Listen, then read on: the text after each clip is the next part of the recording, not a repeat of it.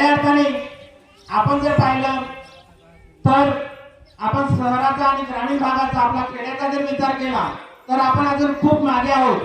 आपण शिक्षणात सगळ्याच गोष्टींमध्ये मागे आहोत। आपण मागे का आहोत याचं सुद्धा आपण कारण शोधलं पाहिजे आणि आपण आपली प्रगती कशी होईल त्याच्या दृष्टिकोनातून आपण विचार केला पाहिजे आणि तो आजच्या दिवशी आपण खऱ्या अर्थाने त्याचा सुद्धा विचार केला पाहिजे की आपण आपली जी काही प्रगती आहे ती का मागे आहे।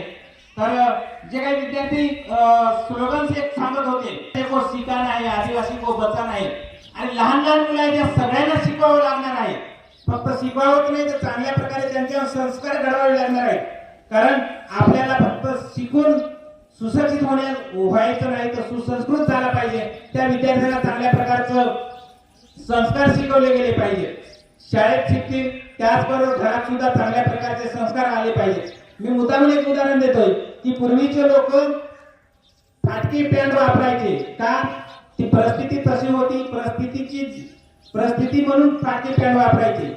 आताचे आई वडील मुलांना फाटकी पॅन्ट विकत घेऊन देतात। का विकत घेऊन देतात त्याचं कारण मला कळत नाही।